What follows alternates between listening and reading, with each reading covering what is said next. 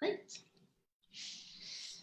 Good afternoon, this is Josefina Bonilla, and you're watching us on the ROAR webinar series with special guest Wallace Johnson. Wallace, thank you so much for joining us. Thanks for having me. Glad to be here. Go on. Glad to be here. Thanks for having me. I am excited to talk with you because writing is a process, right? And you recently wrote 2020, give me the name. Go on. Division. 2020 Division. Division, that's right. The book, tell me about the process that you employed writing the book. Well, I don't really have a process per se. You know, some people sit down and say they want to write so many words a day, or, you know, write a story or a poem.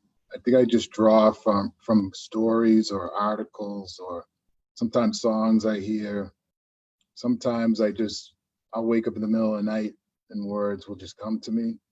So I don't really have a disciplined process where I just sit down and, decide to write daily. So when you wrote 2020 Division, did you had you written a few of the poems and they just kind of kept adding up until you had the whole completed series? Is that how it happened for you? Exactly. I've been writing since probably around college, and compiled these poems over decades. And the events of 2020 this year, I was just inspired to write more and more. So I probably wrote 60 to 70% of the book just since the beginning of the year. So probably last 6 months. So what I'm going to do is I'm going to, just so our audience we have some folks on Zoom and we have some folks live on Facebook. So I'm just going to switch my screen and share the YouTube video so we can see that real quick, if that's okay with you. That's great. Okay, hold on one sec, everyone.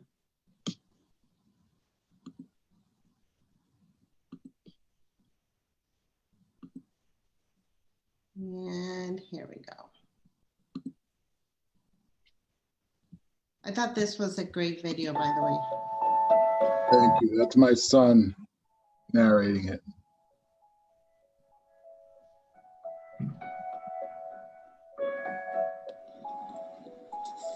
My eyelids overflow, welling with wellness, spelling my helplessness, flooding my sadness. My eyes well with the sorrow, wish well for tomorrow. Flow with the streams, nightmares and dreams. Deliver the rivers of aspiration, the precipitation of belief, the hopes, anticipation. My eyes well with compassion, empathy I fashion. My eyes spill for the blood, the kill, the strength, the will, the rights, the bills. My eyes spew for the many, the few, the darkness hue. My heart heavy with rue. My eyes gaze through the fogginess of haze, pupils of craze. My eyes pour for the poor, misguided and weak, battered and meek. It flows down my cheek for those that misspeak, mistakenly misspoke. My eyes stay woke.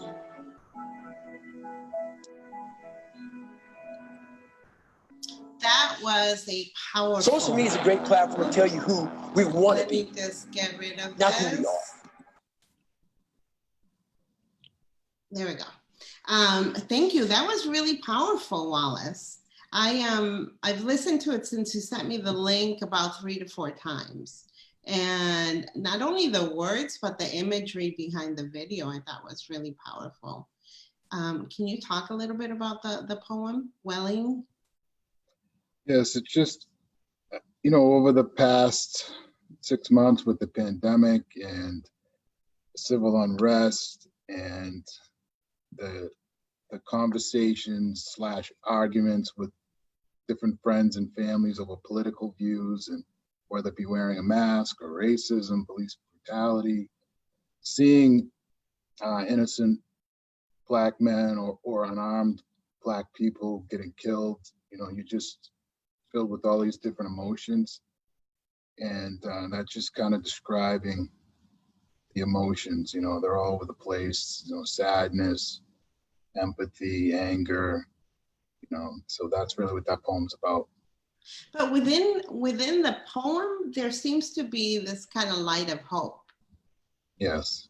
That's what we hang on, hope, and that's a lot of what we've got from the situation is when we're speaking to other people or people are reaching out to try to, be a catalyst and try to improve the world, we have hope. There's been a lot of positive conversation as well as the negative conversation. So Yeah, what I heard from the poem, what I got from it, whether other people get the same thing, but the empathy, the looking at it from an objective perspective and seeing the pain of others, and the reflection of your own pain, because sometimes, when we write about something we've experienced or what we've seen being experienced, you write from that place of sadness, of grief, of all these things. And I thought it was really powerful. Thank you. That's what I was trying to convey with that poem. And writing is healing as well, and I think it poured out, and I'm glad that it is displaying what I intended it to display. No, I thought it was brilliant. I have to say that when I heard this particular poem, when I saw it, I was reflecting on when I was at Boston Latin as a ninth grader. And it was a very pained experience for me. I was one of the first Latinas accepted to Boston Latin. And I didn't speak of it, my experience there, for many, many years. And I spoke with a really heavy accent. But anyways, the first time I wrote about that experience, I cried through the process. It's the first time I've ever been published, not under my own name, but and it was so painful for me. What's your experience like when you write one of these poems? Well, I have a similar story in that I was born in Lynn, and I lived there till Lynn, Massachusetts, which is a very diverse community. Lived there till about 9 years old, and then I moved to Peabody, Mass, which is predominantly white community.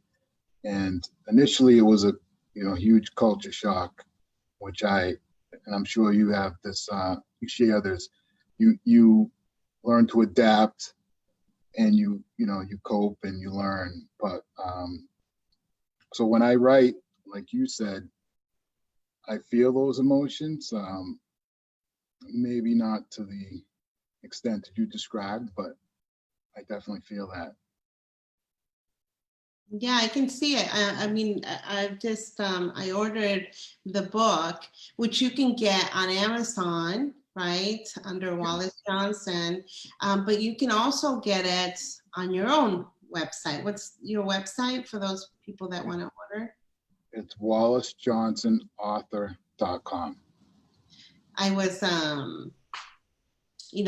I think that obviously when you put your books out there, your writings out there, it's such a personal thing, right? Because as much as you want to keep a little part of yourself hidden from what you write, it's kind of right there open in front of everyone, how you feel about things. And you become an open book. How is that for you? It's a little, a little nerving. I was a little apprehensive about doing it for a little while, and I just thought it was so important to tell the stories and get people to think. Again, I was so inspired by the happenings, the events of this year, that I said, and I'm a pretty private person, so it definitely was a challenge for me, but I think it's more important what's in the message.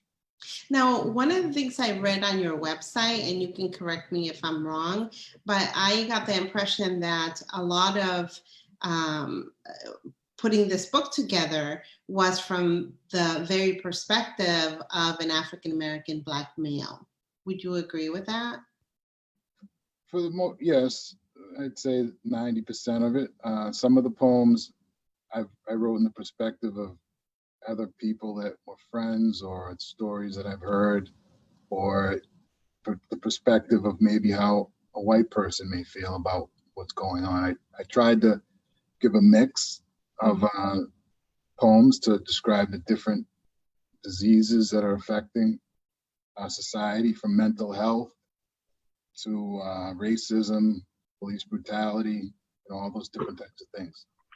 Now, Wallace,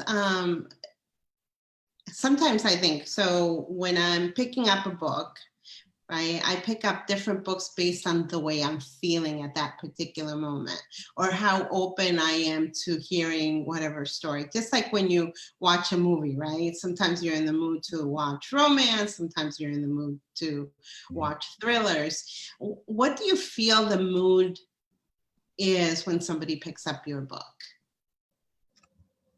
Well, there's not much romance in it, that's for sure. Not much comedy, but it's more, I wrote it as more of teaching lessons and starting conversations, so it's a lot of serious subject matter. There is a couple poems that address relationships, but for the most part, like I said, it's the racism, drugs that, affect our society, mental health. Those are mainly the issues that it covers. Maybe the next one I'll write a romance. That would be lovely. I love romantic gestures. But I was thinking, I know for me, I have to be in a very specific place to read someone's self-reflection, or someone's reflection on the current times or what's going on in society.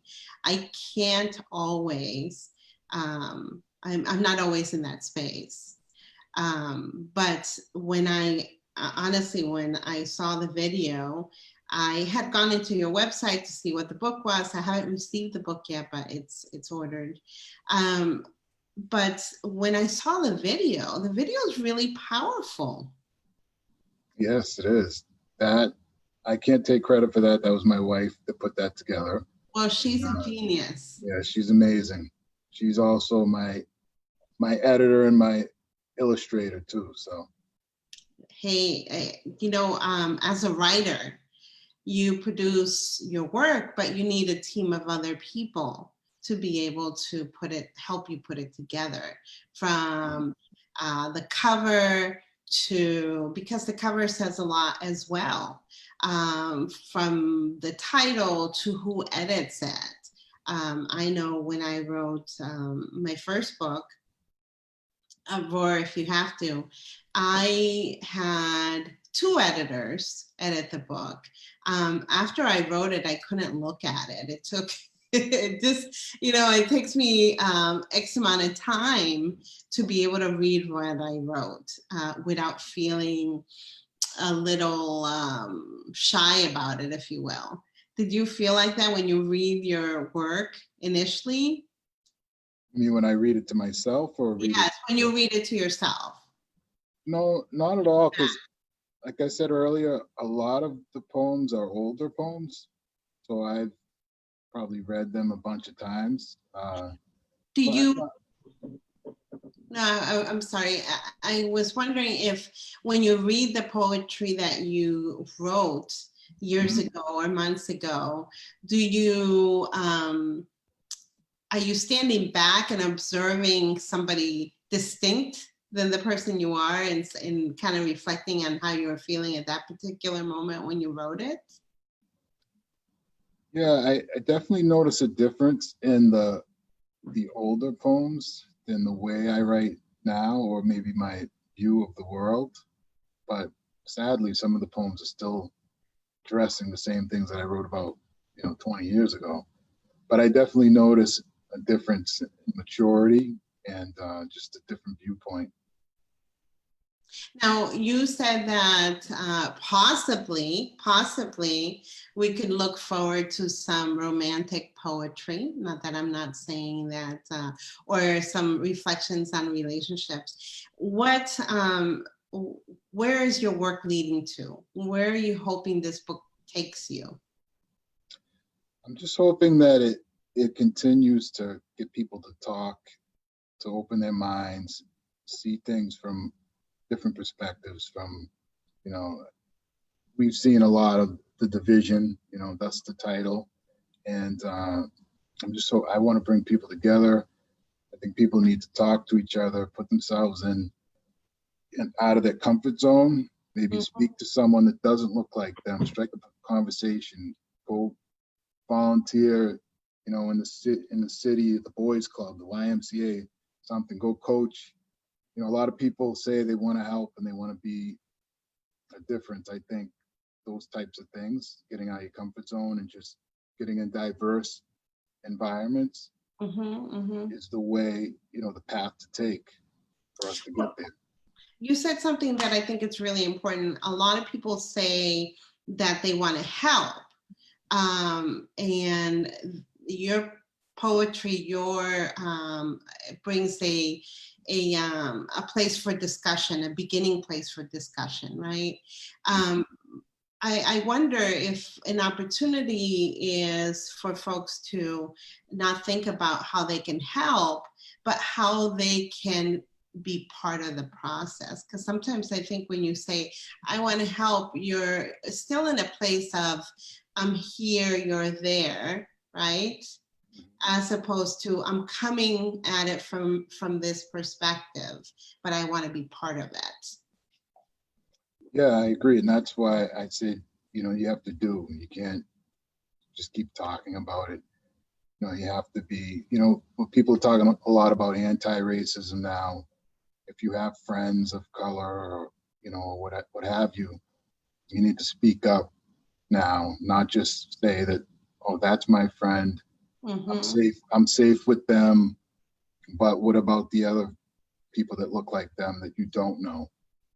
And also, like I said, just getting out there and getting into diverse environments, being a good neighbor to all neighbors, not just people in your neighborhood, but people in the world, your human neighbor, our fellow man. That's what I feel. Yeah, no, I think, thinking about your book and thinking about discussions that you can have with folks and how you can enter into the space that others occupy, right?